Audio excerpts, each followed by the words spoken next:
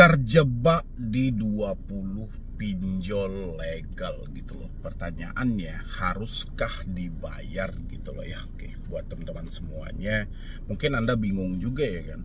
Di tengah situasi sulit seperti ini, di satu sisi mungkin Anda ada nawaitu atau niat ya saya mau menyelesaikan hutang ini aja gitu loh. Tapi di sisi lain ini nyelesainnya kayak mana gitu loh. Posisinya duit nggak ada, ini setiap hari diancam terus dan segala macam gitu loh ya. Tapi ada beberapa hal yang bisa menjadi patokan bagi teman-teman semuanya sesuai dengan aturan dari Otoritas Jasa Keuangan juga gitu loh ya.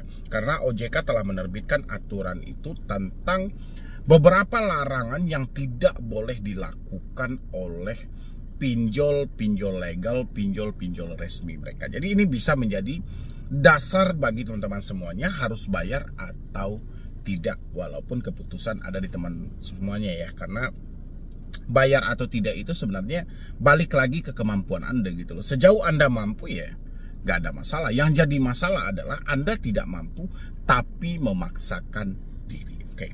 Mana pinjol yang 20 itu bang? Perlu saya uraikan satu persatu kan gak penting juga ya kan. Lagian juga teman-teman semuanya juga sudah paham sebenarnya pinjol-pinjol itu ya mungkin ya itu aja gitu loh. Tidak terlepas dari yang selama ini Anda pinjam, yang selama ini Anda pakai uangnya ya mungkin tidak akan keluar dari hal itu gitu loh. Hal yang paling pertama yang harus Anda pahami sesuai dengan COJK nomor 19 tahun 2023. Di sana telah diterapkan ya, ada pengaturan bunga, ada pengaturan denda, dan ada pengaturan dari pemotongan biaya layanan gitu loh. Teman-teman sudah memahami atau belum? Kalau belum nanti Anda bisa cek semuanya COJK nomor 19 tahun 2023 tentang aturan pinjaman online.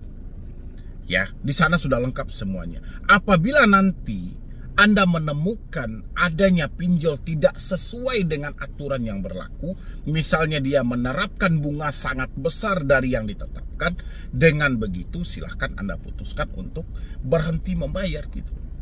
Ngapain kita paksakan membayar sementara mereka tidak sesuai dengan aturan yang berlaku? Ya, misalnya kita pinjam 1 juta, kita harus mengembalikan 2 juta. Ini kan nggak sesuai namanya gitu loh. Ya, sementara pencairan dalam 1 juta kita telah dibebankan atau dipotong biaya admin di awal. Ya, itu buat teman-teman semuanya. Dan habis itu pinjol yang juga tidak usah Anda bayar juga ya. Ini tidak usah Anda bayar lagi. Tadi kan Anda bertanya apakah harus dibayar. Pinjol yang tidak usah dibayar biar ini menjadi efek jera juga. Teman-teman harus memahami dari aturan penagihan kredit dan mekanisme mereka menyalurkan dana. Ya, seperti apa cara mereka menyalurkan dana dan seperti apa cara mereka dalam melakukan penagihan kredit. Karena banyak hal-hal itu yang dilanggar oleh pinjaman-pinjaman legal ini di lapangan. Tapi hal itu tidak pernah tersentuh oleh Otoritas Jasa Keuangan. Walaupun kita tahu OJK tidak akan memberikan sanksi terhadap pinjol-pinjol itu, walaupun sudah kita laporkan dan segala macam.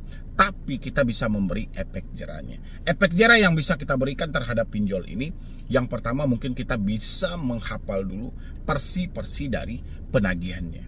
Kalau mereka melakukan penagihan dengan persi ancaman, saya pengen teman-teman semuanya tidak usah dibayar lagi gitu loh. Karena ini miris banget gitu loh. Kalau Anda sudah diancam dulu, Anda sudah ditakut-takuti dulu, sudah dicaci maki dulu, habis itu Anda melakukan pembayaran, ini kasihan orang berikutnya. Ya, pastinya debt collector akan memakai cara yang sama untuk melakukan penagihan kepada orang berikutnya. Sehingga cara-cara penagihan yang tidak sehat ini selalu dipakai oleh debt collector. Jadi sudah saatnya teman-teman semuanya untuk menghentikan. Ya, misalnya Anda 2 hari menjelang jatuh tempo. Hari ini ya, mereka menghubungi Anda tapi bukan semata hanya mengingatkan, tapi lebih kepada penekanan, mencaci maki, menghina, mempermalukan dan segala macam. Saya harap urungkan niat Anda untuk membayar aplikasi itu. Biar menjadi efek jera bagi mereka gitu loh. Biar pihak pinjolnya bisa berbenah diri ada apa sebenarnya. Dan OJK pun akan melirik kenapa masyarakat tidak mau lagi membayar pinjol. Apa yang sedang terjadi? Ya, tapi kalau Anda bikin ini gampang, Anda bikin ini mudah, ketika Anda diancam aja Anda langsung cari talangan dana, ketika Anda dicaci maki sedikit aja Anda langsung gali lubang tutup lubang. Ancaman seperti ini tidak akan pernah hilang. Dan kasihan orang berikutnya akan diancam dengan hal yang sama. Ya. Yang kedua juga di dalam aturan OJK banyak hal yang dilarang dalam persi penagihan, yaitu melakukan penagihan di luar dari si konsumennya. Pihak pinjol yang menggunakan jasa penagih hutang tidak boleh melakukan penagihan di luar dari si konsumen. Ya, ini juga bisa menjadi gambaran dasar buat teman-teman semuanya. Kalau misalnya Anda telat bayar pinjol, habis itu ada kontak darurat Anda, tapi mereka melakukan penagihan kepada kontak darurat Anda bisa catat ini aplikasi. Ya, ini nggak bisa Anda biarkan, wah karena malu dihubungi kontak darurat dan segala macam, terus Anda lakukan pembayaran. Ini nggak bisa teman-teman semuanya. Ya, oke diri Anda terselamatkan hari itu juga, orang berikutnya gimana gitu loh. Ancaman-ancaman ini akan mereka pakai selalu, karena mereka selalu berhasil kan. Setiap kali mereka melontarkan kata-kata seperti ini, orang-orang membayar. Setiap mereka menggunakan persi penagihan yang seperti ini, orang-orang membayar. Sehingga ya, mereka selalu memakai hal-hal yang dilarang. Ya. Jadi teman-teman kan bisa catat tuh, kalau misalnya kan Anda selalu bertanya, "Bang, kira-kira menghubungi kondar nggak? Menghubungi di luar kondar nggak?" Kalau Anda sudah menemukan buktinya nanti, misalnya dia menagih kepada kontak darurat Anda, catat nama aplikasinya, hentikan pembayaran. Ya. Itu sudah ada larangannya. Jadi kita nggak usah kita menunjukkan suatu ketakutan. Oke, di satu sisi kita salah karena kita mengajukan pinjaman. Tapi di sisi lain, kesalahan ini bukan sepenuhnya milik kita juga. Jadi nggak harus kita membenarkan segala perbuatan mereka yang mana itu telah dilarang dan tidak diperbolehkan. Habis itu mereka yang melakukan penagihan ke kantor. Ya. Atau melakukan penagihan di luar dari alamat Anda. Itu tidak diperbolehkan sama sekali. Lain hal kalau sudah ada kesepakatan dan perjanjian Anda dengan pihak debt collector-nya. Tapi kalau tidak, Anda nggak usah ladenin dia dan ambil buktinya berupa rekaman video, rekaman suara, foto orangnya, dan laporkan. Ya, karena poinnya hampir sama dengan poin yang pertama. Karena ada larangan melakukan penagihan dengan intimidasi, pengancaman, dan mempermalukan. Ketika dia sampai ke perusahaan Anda, itu lebih ke mempermalukan. Ya. Nanti teman-teman kantor melihat, semua orang melihat, hutang piutang yang seharusnya menjadi ranah privasi, akhirnya tidak privasi lagi, menjadi konsumsi publik. Ya, tapi teman-teman harus mengambil bukti-bukti yang jelas gitu loh. Dan habis itu lagi, ada batasan-batasan dalam persi penagihan. Pinjol itu cuma boleh melakukan penagihan dari jam 8 malam sampai dari jam 8 pagi sampai jam 8 malam.